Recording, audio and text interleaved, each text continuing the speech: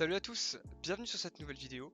Aujourd'hui, comme vous l'avez probablement vu dans le titre, on va parler d'un sujet qui personnellement me passionne. Comment est-ce que la musique arrive à interagir avec notre cerveau et comment est-ce que tout doucement on va pouvoir avoir quelques impacts sur le corps, sur la façon dont on va bouger et œuvrer dans le quotidien. Alors si vous le voulez bien, c'est parti.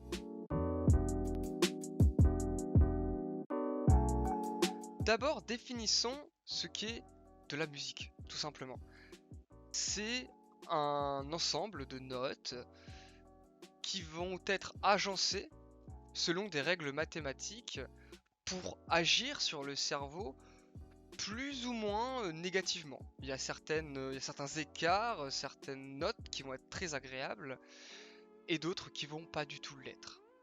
Et c'est en jouant avec ces modalités, en jouant avec aussi le rythme, comment est-ce que ça va être réparti dans le temps, que l'on va réussir à avoir de la musique. Un ensemble de notes construites qui vont être audibles plus ou moins en fonction de notre éducation, en fonction de l'environnement dans lequel on se trouve, tout simplement. Et j'aimerais vous partager une étude qui a été faite sur les enfants. Cette étude, elle démontrait que certains écarts de notes, comme par exemple la quinte parfaite, qui ressemble à ça, est très agréable pour le cerveau, même chez les nourrissons. Ce qui veut dire qu'on a dans notre cerveau déjà à la naissance une certaine appréhension de la musique.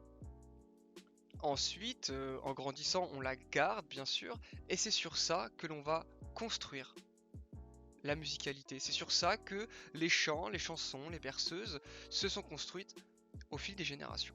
Maintenant que l'on a compris comment se construisait la musique, essayons de comprendre comment est-ce que notre cerveau va l'interpréter.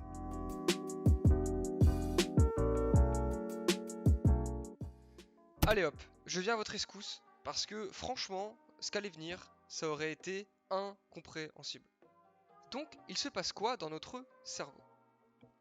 Dans un premier temps, la musique, étant une vibration, vient titiller ce qu'on appelle le tympan, qui est cette petite zone juste là.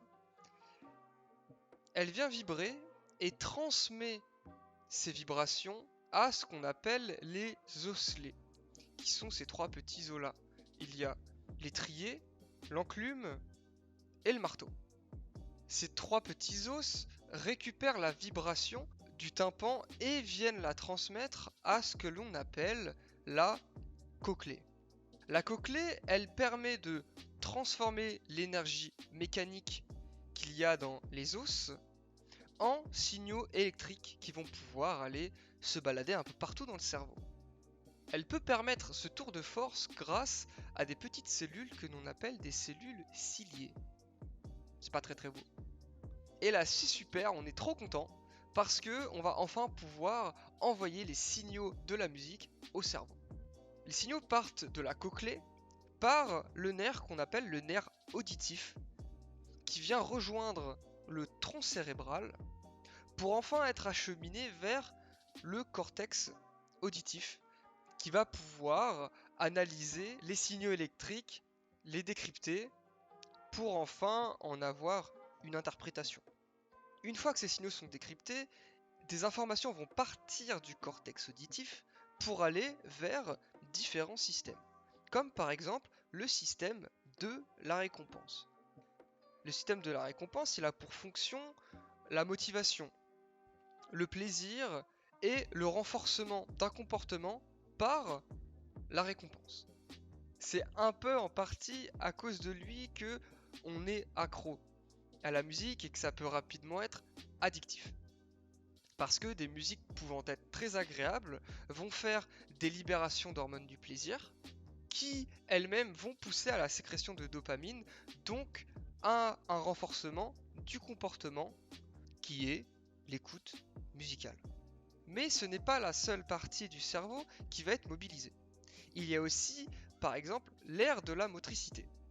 C'est cette zone qui permet d'organiser les gestes, de se dire « Ah, tu veux tendre le bras? Ok, alors pour tendre le bras, il va falloir faire bouger tel muscle, tel muscle, tel muscle. » Et c'est pour ça que lorsqu'on écoute de la musique, on a envie par exemple de danser, où on va taper la mesure avec le doigt, avec la jambe, le pied.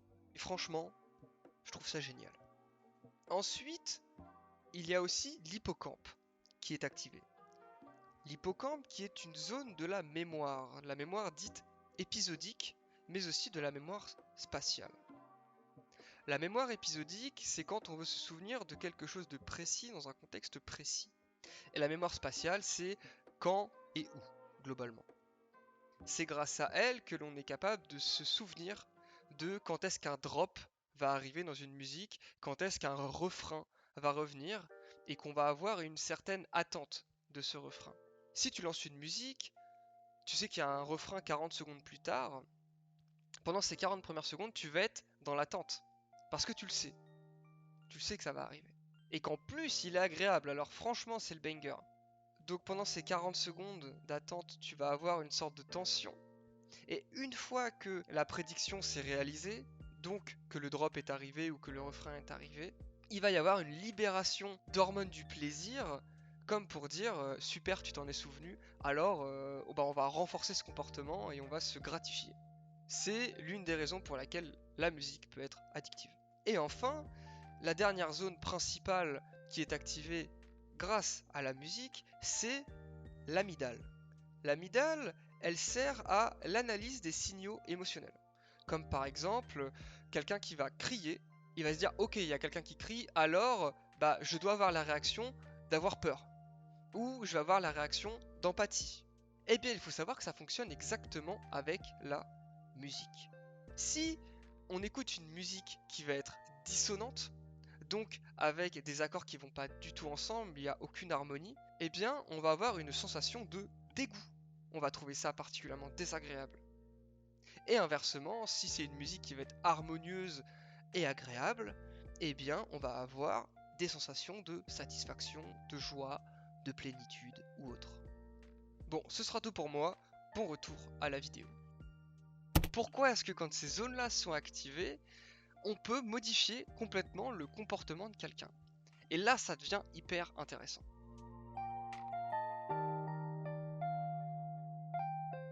Déjà, rien que le rythme de la musique et la gamme dans laquelle elle va être jouée. Tout le monde est d'accord pour, grossièrement, encore une fois, dire que les gammes majeures sont plutôt positives, sont plutôt agréables, et les gammes mineures sont plutôt mélancoliques, tristes. Donc si on écoute une musique avec un tempo plutôt rapide, écrite sur une gamme majeure, qu'est-ce qui va se passer dans le corps? On va modifier l'état de notre système autonome. Le système autonome est grossièrement divisé en deux. Le système sympathique et le parasympathique. Lorsqu'on va écouter une musique joyeuse, entraînante, avec un rythme soutenu, on va passer légèrement dans le sympathique, c'est-à-dire avec un petit peu plus d'excitation, une augmentation du rythme cardiaque, une augmentation du rythme respiratoire, de la tension musculaire aussi, et enfin de l'attention générale, le fait de porter attention à quelque chose. On va être plus attentif.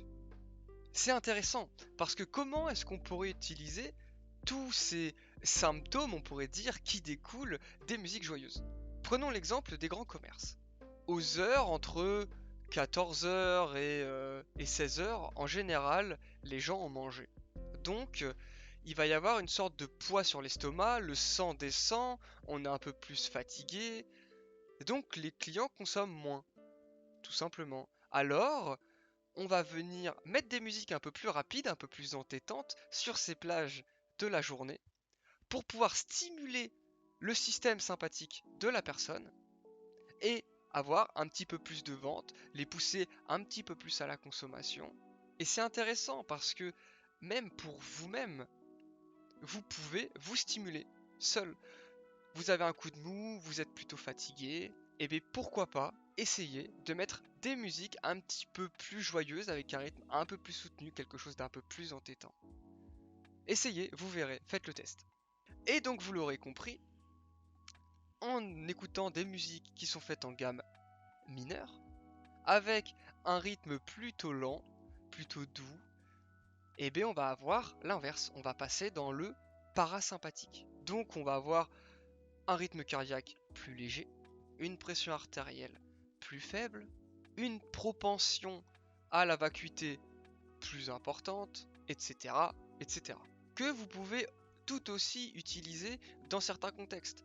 Admettons qu'il y ait de la foule, beaucoup de foule à un endroit. Eh bien, vous passez des musiques douces, des musiques, par exemple, comme de la musique classique, ou du piano, quelque chose d'assez calme. Et alors, automatiquement, les gens vont se calmer progressivement, tout doucement. Et inversement pour vous, si vous sentez que vous êtes tendu, plutôt que d'écouter des musiques dans tous les sens pour évacuer la tension, qui peut être aussi une solution, priorisez peut-être, essayez, ça va dépendre de vous, d'écouter des musiques plutôt calmes, et vous verrez que l'effet va se faire ressentir tout de suite.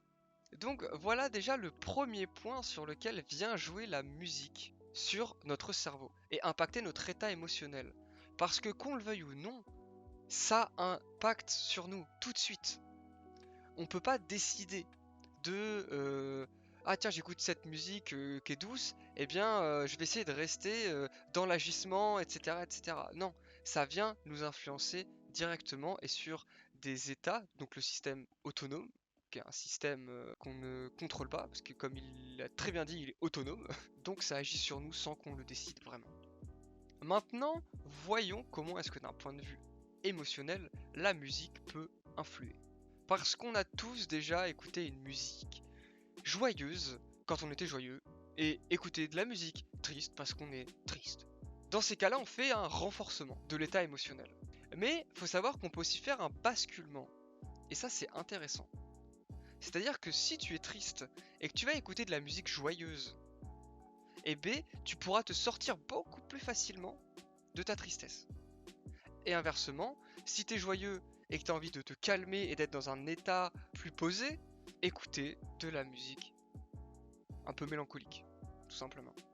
J'ai souvenir d'avoir déjà entendu ce conseil-là il y a quelques années, que pour les personnes qui étaient en dépression ou qui passaient un mauvais moment dans leur vie, une mauvaise période, il était conseillé d'écouter de la musique joyeuse, et même si c'était pas ce qu'il y avait de plus agréable, plutôt que d'écouter de la musique triste. Et je pense que ça peut pas être un mauvais conseil, j'ai pas l'impression en tout cas. Maintenant, je vous propose de parler du système de la récompense. Parce que là, c'est quand même une notion qui est hyper intéressante. On a peut-être déjà tous entendu parler d'addiction à la musique, qui est réelle. Parce que on a des attentes vis-à-vis de la musique, on vit des émotions vis-à-vis de la musique, et ça peut nous rendre accros. Peut-être que même certains d'entre vous ont déjà vécu ce qu'on appelle le frisson musical. Ce moment où t'entends une musique et en fait les accords s'enchaînent tellement bien que waouh, on a le frisson quoi, c'est une extase. Il y en a même qui parlent d'orgasme. Eh bien ça c'est souvent dû en partie au système de la récompense, et pour certains ils diraient que c'est aussi dû à un état environnemental. Mais c'est très probablement les deux, bien sûr. Notre cerveau, lui, concrètement, se souvient très bien de ce qu'on écoute, de la musique. Et donc, à chaque fois qu'on en écoute une, qu'on a déjà entendue, il va prédire les notes et les enchaînements qui suivent. Comme par exemple le drop. Et donc, pendant 30 secondes, 40 secondes, on attend, on est déjà en attente de ce qui va se passer. Et au moment où ça vient, le cerveau il a une sorte de satisfaction à avoir réussi à prédire la musique, donc de s'en être normalement souvenu. Et alors, il va y avoir une sécrétion d'hormones du plaisir pour renforcer, comme pour renforcer et dire ah c'est bien, renforcement positif. Et pour continuer, j'aimerais parler de ce qui m'a le plus fait réfléchir dans ces recherches, c'est la cohérence des cerveaux en fonction des musiques qu'on écoute. Quand on va écouter une musique, il va y avoir ce qu'on appelle une image, c'est-à-dire le cerveau va se mettre dans un certain mode, avec des circuits qui sont plus ou moins activés que d'autres. Et ça c'est hyper intéressant, parce que quand on écoute une musique, on retourne toujours à peu près à ce même schéma, à quelque chose près. Et si quelqu'un à côté de nous écoute la même musique, alors nos cerveaux vont se calibrer sur quasiment la même image. Et alors, il va être beaucoup plus simple de socialiser. Il va être beaucoup plus simple d'avoir de l'empathie vis-à-vis des personnes qui ont la même image mentale que nous à cet instant. Et ça, c'est hyper intéressant. Ça veut dire que la musique a un réel et un très fort lien social. Je trouve ça juste exceptionnel parce que ça peut déboucher à plein de choses, à plein de réflexions. Donc si vous avez une idée, surtout n'hésitez pas à la mettre en commentaire sur quoi est-ce que peut jouer et à quel moment on peut impacter les autres ou à quel moment on est impacté soi-même vis-à-vis de cette cohérence qui est créée entre chacun, de cette image mentale qui est généralisée à un instant, comme par exemple à un concert. J'ai hâte de lire vos commentaires. Vraiment j'ai hâte. Donc voilà, ce sera tout pour cette vidéo. Merci beaucoup d'être resté jusque là si vous y êtes resté. Ça me touche beaucoup parce que je commence. J'essaie de faire de mon mieux, donc si vous voulez me soutenir, n'hésitez pas, mettez un pouce bleu, abonnez-vous, activez la cloche. Et si vraiment vous êtes resté jusqu'au bout, merci beaucoup, merci du fond du cœur.